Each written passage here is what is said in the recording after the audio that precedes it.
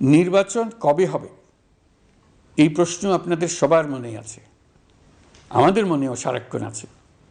আপনারা লক্ষ্য করেছেন নির্বাচন আয়োজনের লক্ষ্যে আমরা প্রয়োজনীয় পদক্ষেপ নিতে শুরু করেছি। প্রথমবারের মতো প্রবাসী বাংলাদেশিরা পোস্টাল ব্যালটের মাধ্যমে যাতে তাদের ভোটাধিকার প্রয়োগ করতে পারে সে লক্ষ্যেও সরকার কাজ করছে।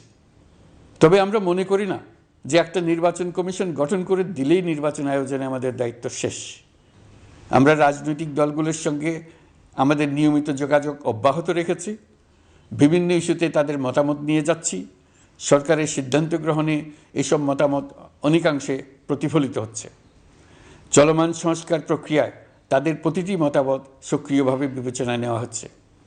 আমরা আশা করছি নির্ধারিত সময়ে ডিসেম্বর-জানুয়ারির মধ্যেই সংস্কার কমিশনগুলো তাদের সুপারিশমালা সরকারের কাছে পেশ করতে পারবে। তাদের সুপারিশ নিয়ে আমরা রাজনৈতিক দলগুলোর সঙ্গে ক্রমাগতভাবে আলোচনায় বসব। সকলের ঐক্যমত্যের ভিত্তিতেই আমরা সংস্কার প্রস্তাব চূড়ান্ত করব। নির্বাচন কবে হবে এই প্রশ্ন আপনাদের সবার মনেই আছে, আমাদের মনেও সারাক্ষণ আছে। আপনারা লক্ষ্য করেছেন নির্বাচন আয়োজনের লক্ষ্যে আমরা প্রয়োজনীয় পদক্ষেপ নিতে শুরু করেছি। কয়েকদিনের মধ্যে নির্বাচন কমিশন গঠন হয়ে যাবে।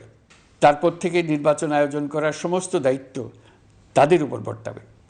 নির্বাচন কমিশন ভোটার তালিকা হালনাগাদ সহ আরও কিছু কাজ শুরু করে দিতে পারবে, যা একটা অবাধ নির্বাচনের সাথে সরাসরি সম্পৃক্ত।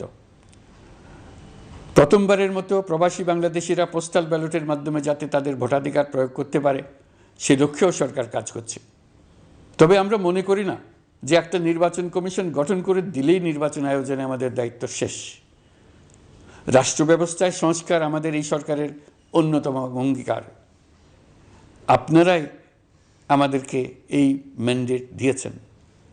যেই 6টি সংস্কার কমিশন আমরা শুরুতে গঠন করেছিলাম তারা ইতোমধ্যে তাদের কার্যক্রম অনেক দূর এগিয়ে নিয়েছে।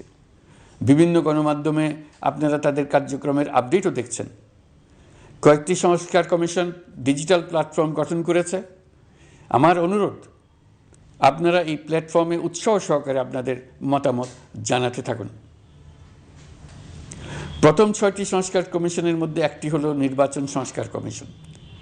নির্বাচন অনুষ্ঠানের জন্য এই কমিশনের সুপারিশমালা অত্যন্ত জরুরি। তাদের প্ল্যাটফর্মে যান, আপনার মতামত খোলাখুলিভাবে তুলে ধরুন। আপনি দেশের মালিক, আপনি বলে দিন আপনি কি চান, কিভাবে চান। নির্বাচন নিয়ে আপনাদের সকল বক্তব্য বিনা দ্বিধায় বলতে থাকুন।